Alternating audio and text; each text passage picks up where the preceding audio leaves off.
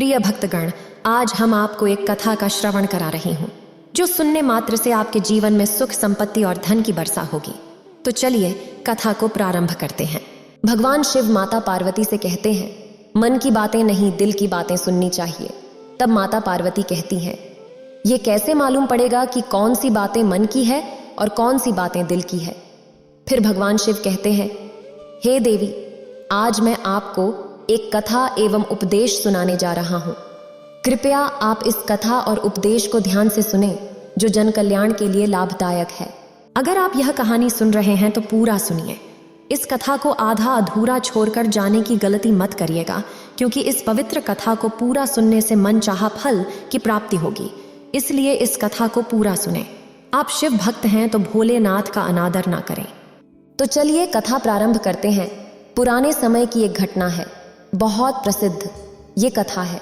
एक व्यक्ति रहता था जो सन्यासी हो जाना चाहता था।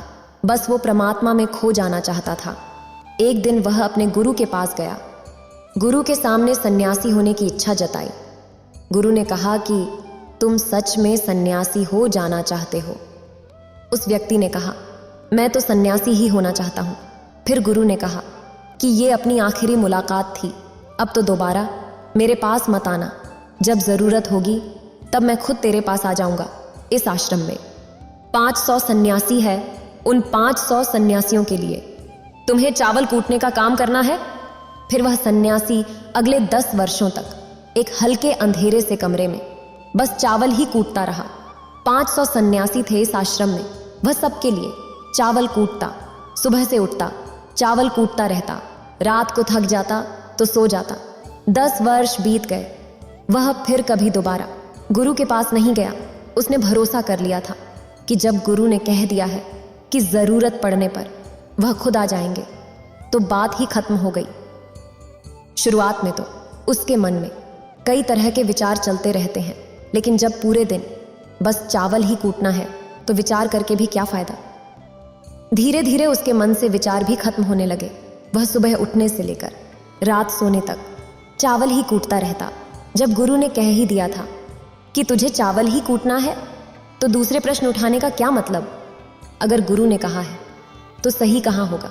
10 वर्षों तक चावल कूटते कूटते उसके मन में विचार आनी बंद हो गई। मन एकदम शांत और खाली हो गया। न कोई विचार, न कोई उलझन, न कोई अड़चन, सीधा सा काम। सुबह उठता, चावल कूटता रहता, रात होती तो सो जाता। पिछले 10 वर्षों से यही उसकी दिनचर्या बन चुकी थी। विचार मुक्त होकर वह बस अपना काम करता रहता। 10 साल बीत जाने के बाद गुरु ने घोषणा की, अब मेरे जाने का समय आ चुका है। जो भी व्यक्ति मेरा उत्तराधिकारी बनना चाहता हो वह आज रात मेरे कमरे की दीवार के बाहर 4 पंक्तियां लिख जाएं, मन की बातें नहीं दिल की बातें सुने। यह घोषणा सुन सभी शिष्य डर गए, क्योंकि गुरु को धोखा देना आसान ना था। शास्त्रों तो सभी शिष्य पढ़ रखे थे, लेकिन उन सभी शिष्यों में से जो सबसे बड़ा विद्वान था, उसने साहस जुटाकर गुरु के कमरे की दीवार पर उस रात 4 पंक्तियां लिख दी। उसने लिखा कि मन एक दर्पण की तरह है जिस पर धूल जम जाती है, और धूल को साफ कर दो तो धर्म उपलब्ध हो जाता है। इस धूल को साफ कर दो तो सत्य अनुभव में आ जाता है। सुबह गुरु उठा, उसने देखा तो चिल्लाया, ये किस मूर्ख ने मेरी दीवार खराब कर दी, उसे पकड़ के मेरे पास लाओ। पर वो शिष्य तो लिखकर रात ही भाग गया था। वह डरा हुआ था, क्योंकि यह पंक्तियां उसकी नहीं थीं। उस पंक्तियों में यह सब भी था जो इरादों का पक्का हो, और दिल उसको दो जो सूरत से नहीं दिल से अच्छा हो। स्पष्ट बोलने वाला व्यक्ति एक अच्छी कांटे की भांति होता है। इसमें थोड़ी देर के लिए दर्द जरूर होता है, लेकिन फायदा जिंदगी भर रहता है।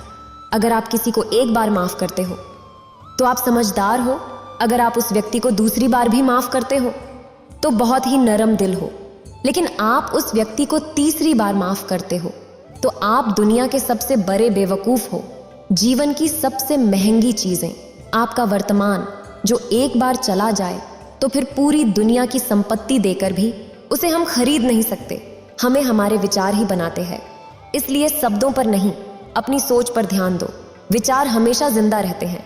धरती पर जिस प्रकार मौसम में बदलाव आता है, उसी प्रकार जीवन में सुख दुख आता जाता रहता है। बुराई तो तुम्हें हजारों की भीड़ में भी ढूंढ लेगी।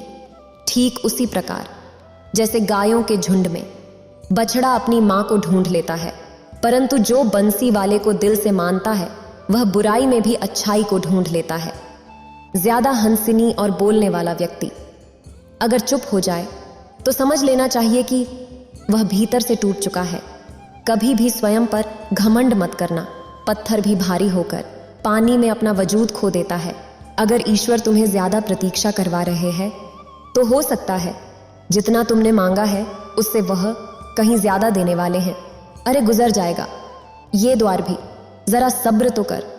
खुशियां ही नहीं रुकी तो गम की क्या औकात है। जब मन परेशान हो तब कुछ मत किया करो, बस आंखें बंद करके श्री कृष्ण का नाम लिया करो। बुद्धि से पैसा कमाया जा सकता है, परंतु पैसे से बुद्धि नहीं खरीदी जा सकती। सब अपना सा लगता है। सिर्फ बातों से औरों के लिए जीते थे तो किसी को शिकायत नहीं थी। थोड़ा सा अपने लिए क्या सोचा, जमाना दुश्मन बन गया। जिंदगी का तजुर्बा कि छोटा आदमी बड़ी मौके पर काम आ सकता है और बड़ा आदमी छोटी सी बात पर औकत दिखा देता है। कोई भी आपके हाथ से तो छीन सकता है, लेकिन आपके भाग्य से नहीं। जिंदगी में आगे बढ़ना है तो सहारों पर नहीं, खुद पर यकीन करना सीखो। परंतु उसने एक बड़े शास्त्र से इन पंक्तियों को चोरी किया था। इसमें उसका खुद का अनुभव ना था। शब्द अच्छे तो थे, लेकिन उनमें दिल की बातें नहीं थी।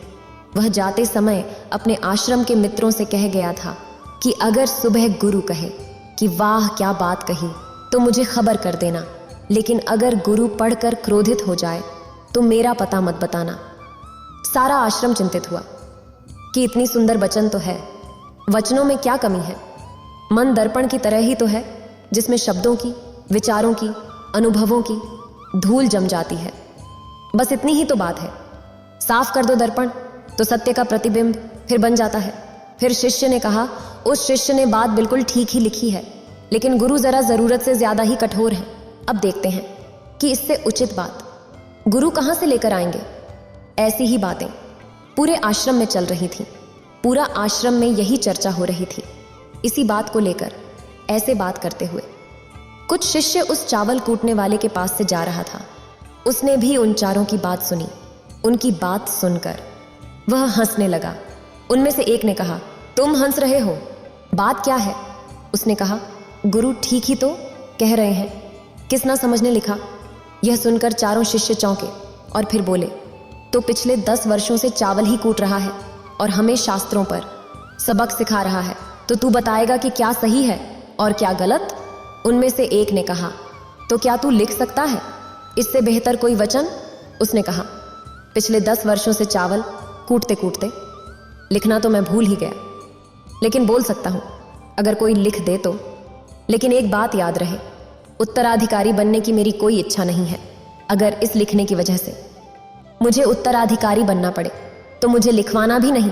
फिर उन चारों शिष्य ने कहा, अरे तू बोल, हम लिख देते हैं। फिर उसने लिखवाया। जब भी जिंदगी आपको रुला दे तो समझ लेना जिंदगी आपको रुला नहीं रही, आपको सिखा रही है। मतलब की बात तो सब समझ लेते हैं, लेकिन बात का मतलब बहुत ही कम लोग समझ पाते हैं। किसी पर ज्यादा नाराज होने से बेहतर है कि अपने जीवन में उसकी अहमियत कम कर दो। सब कुछ जानते हुए भी अगर आप गलत को गलत नहीं कह सकते तो आप अपने हक के लिए भी नहीं लड़ सकते। खुश रहना चाहिए, बाकी तो सब चलता रहेगा। कोई भी अपना बिछड़ता रहेगा तो कोई पराया मिलता रहेगा।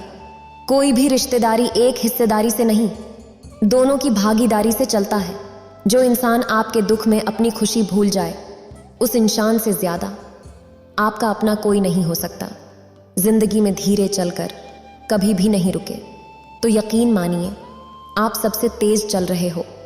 आप किसी व्यक्ति को बरसों में इतना नहीं जान सकते जितना कि एक बार उसे क्रोध की स्थिति में देखकर जान सकते हैं। जब लोग रास्ता अलग करने का फैसला करते हैं तो सबसे पहले बातचीत करना कम कर देते हैं।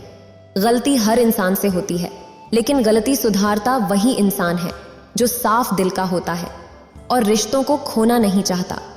क्रोध बुरा होता है, लेकिन जहां जरूरत है वहां दिखाना भी चाहिए, नहीं तो गलत करने वालों को एहसास ही नहीं होगा कि वो गलत कर रहा है और वो आपके साथ हमेशा वैसा ही व्यवहार करता रहेगा। अनुभव कहता है कि किसी एक पर पूरा भरोसा करके देखिए, आपको वही इंसान किसी पे भरोसा न करने का सबक सिखाएगा। एक बात बिल्कुल सच है कि नए लोगों के साथ हम चाहे कितनी भी खुश हों, लेकिन जब वो दिल दुखता है तो पुरानी ही याद आते हैं। तोड़कर जोड़ लो। हर चीज, दुनिया में हर चीज की मरम्मत हो सकती है सिवाय विश्वास के। एक बार विश्वास टूट जाए तो कभी वापस नहीं जुड़ता। सच्चा स्नेह करने वाला केवल आपको बुरा बोल सकता है, कभी आपका बुरा नहीं कर सकता, क्योंकि उसकी नाराजगी में आपकी फिक्र और दिल में आपके प्रति सच्चा स्नेह होता है। माफी की हकदार गलती करने वाली होते हैं, चालाकी करने वाली नहीं। जीवन भर खुश रहना है तो खुद को ऐसा बना लो कि कोई आपके साथ हो या ना हो, आपको किसी चीज का दुख नहीं होना चाहिए। इंसान इसलिए अकेला हो जाता है क्योंकि अपनों को छोड़ने की सलाह गैरों से लेता है। जमीन अच्छी हो, खाद अच्छा हो, परंतु अगर पानी खारा हो तो फूल खिलते नहीं। भाव अच्छी हो, कर्म भी अच्छी हो, मगर वाणी खराब हो तो संबंध कभी टिकते नहीं। अपना ईमान और धर्म बेचकर कमाया गया धन अपने किसी काम का नहीं होता, अंत में उसका त्याग करें। आपके लिए यही उत्तम है। रात जितनी काली होती है, तारीफ उतनी ही चमकीले होते हैं। दुख जितना गहरा होता है, ईश्वर उतना ही करीब होता है। कभी उसको नजरअंदाज न करो जो तुम्हारी बहुत परवाह करता हो, वरना किसी दिन तुम्हें एहसास होगा कि पत्थर जमा करते हुए तुमने हीरा गंवा दिया। जितना आप जिंदगी में व्यस्त रहोगे उतना ही देखना मस्त रहोगे। बात कड़वी है मगर सत्य है। जरूरत पड़ने पर लोग बिना रिश्ते के रिश्ते बना लेते हैं और जरूरत खत्म होने के बाद बनी हुई रिश्तों से भी मुंह मोड़ लेते हैं। जिंदगी में मित्र और चित्र अगर दिल से बनवोगे तो उनके रंग जरूर निखर के आएंगे। जो समझ न सके उसके साथ समझौता न करो, इससे अच्छा अकेले रहो। कम से कम सुकून इस बात का रहेगा कि कोई है ही नहीं तो समझेगा कौन। और कहाँ, इन सब बातों से अच्छा ये है, ये लिख दो। कैसा दर्पण, कैसी धूल, न कोई दर्पण न कोई धूल जो इसे जान लेता है। धर्म को उपलब्ध हो जाता है, सत्य को प्राप्त हो जाता है। आधी रात को जब गुरु उस चावल कूटने वाले के पास आए और बोले, अब तुम यहां से भाग जाओ वरना ये 500 शिष्य तुझे मार डालेंगे। मैंने तुझे ही अपने उत्तराधिकारी मान लिया, लेकिन अब तुम इस आश्रम से भाग जाओ क्योंकि ये तुझे जीने ना देंगे। ये सब बर्दाश्त नहीं कर पाएंगे कि ये चावल कूटने वाला इतना ज्ञानी कैसे हो सकता है। फिर चावल कूटने वाला अपने गुरुदेव को कहता है, हे गुरुदेव, आप बताएं कि आजकल लोग दिल से दी हुई इज्जत से खुश नहीं होते, दिखावे की चापलूसी करने वालों से गर्व महसूस करते हैं। विश्वास करें, परंतु माँ और ईश्वर के सिवा किसी पर नहीं। लुट जाने के बाद चाहे कसूर किसी का भी हो, रूठ जाने के बाद कसूर चाहे किसी का भी हो, बात वहीं शुरू करता है जो बेहद प्रेम करता है। भले ही जिंदगी में अकेली रह लेना, लेकिन जबरदस्ती किसी से रिश्ता निभाने की जिद मत करना। अगर आसमान वाले के साथ आपका रिश्ता अच्छा है तो जमीन वाले आपका कुछ नहीं बिगाड़ सकते। सांपों के दांत में, बिच्छू के डंक में और इंसान के मन में कितना जहर भरा है कोई नहीं बता सकता। इनसे हमेशा सावधान रहे। सत्य को सिद्ध करने के लिए किसी से जिद करने की जरूरत नहीं, क्योंकि सत्य खुद सही समय पर स्वयं सिद्ध हो जाता है। जिंदगी में 2 चीजों का कभी घमंड मत करना, पैसा और सूरत। गरीबी आते देर नहीं लगती और चेहरा किसी हादसे में बदलती जरा भी वक्त नहीं लगता। प्रेम से भरी हुई आंखें और श्रद्धा से झुका हुआ सर, सहयोग करते हुए हाथ, सन्मार्ग पर चलते हुए पैर और सत्य से जुड़ी हुई जीव, इस ईश्वर की पसंदीदा चीजें हैं। अगर आप सही हो तो गुस्सा होने की आपको जरूरत ही नहीं है, पर अगर आप गलत हो तो आपको गुस्सा होने का हक ही नहीं। धोखे में जीने से अच्छा है अकेले जियो, सुकून से जियो, अपने आप पर भरोसा रखो। तुम्हारा किस्सा एक दिन जरूर कहानी बनेगा। मजाक और पैसा सोच समझकर उड़ाना चाहिए। संघर्ष ही जीवन है, इससे डरना नहीं, लड़ना सीखो। एक बार नींद टूटेगी तो चलेगा, लेकिन कभी अपने सपने मत टूटने देना। आप कितने भी बड़े बन जाएंगे, यदि आपके अंदर इंसानियत नहीं है तो सब बेकार है। जो करना है खुद करना है। वक्त के भरोसे बैठने से भी धोखा मिल सकता है। जिंदगी का एक उसूल बना कि तुम्हारी इज्जत जो नहीं करता उसके पास कभी नहीं जाना, क्योंकि जीवन में क्या होगा, या तो कुछ अच्छा होगा या बड़ा होगा। जो भी होगा हमारे कर्मों का ही फल होगा। जिस प्रकार दिया तीन के बिना नहीं जल सकता, इसी प्रकार मनुष्य भगवान की कृपा दृष्टि के बिना जीवन में सफल नहीं हो सकता। जीवन में कोई भी काम करने से पहले एक बार भगवान का स्मरण करना जरूरी है कि मैं जो करने जा रहा हूं वह भगवान को स्वीकार होगा या नहीं। ऐसा करने से आप जीवन में कोई गलत काम नहीं करेंगे। किसी का भला नहीं कर सकते तो बुरा भी मत करो। यदि सम्मान नहीं कर सकते तो बेवजह अपमान भी मत करो। तुम जिसकी जितनी परवाह करोगे उतनी ही तकलीफ पाओगे, और जिस दिन तुम लोगों की परवाह करना छोड़ दोगे, लोग तुम्हें तकलीफ देना छोड़ देंगे। क्या लेकर आए हो और क्या लेकर जाओगे? यह जीवन 2 दिन का मेला है, एक दिन सब यहीं छोड़कर जाओगे। समझदार व्यक्ति कभी बदले की भावना नहीं रखता, क्योंकि वह जानता है भगवान सही कर्म और सही समय आने पर सबका हिसाब करते हैं। जबरदस्ती मत मांगना जिंदगी में किसी का साथ। कोई खुद चलकर आए, उसमें खुशी कुछ और ही होती है। संगत का विशेष ध्यान रखें, क्योंकि सफलता हमेशा अच्छे विचारों से आती है और अच्छे विचार अच्छे लोगों के संपर्क से आते हैं। या तो चुप रहिए या फिर ऐसी शब्द बोलिए जो मौन से ज्यादा कीमती हो। शक्ति अपने लिए रखना, प्रेम दूसरों के लिए, करुणा सबके लिए रखना, यही जीवन का व्याकरण है। फूल कितना भी सुंदर हो, तारीफ खुशबू से होती है। इंसान कितना भी बड़ा हो, कद्र उसके गुणों से होती है। फिर गुरुदेव कहते हैं, आज मैं तुमको एक कहानी सुनाने जा रहा हूं, इसे ध्यान से सुने। एक बार एक गांव में एक साधु रहता था जो भगवान पर बहुत विश्वास रखता था। एक बार की बात है, वह साधु पेड़ के नीचे बैठा था और भगवान को याद कर रहा था, और अचानक ही वहां बाढ़ आ गई। चारों तरफ पानी ही पानी था। सब लोग अपने आप को बचाने के लिए ऊपर पहाड़ की तरफ भागने लगे।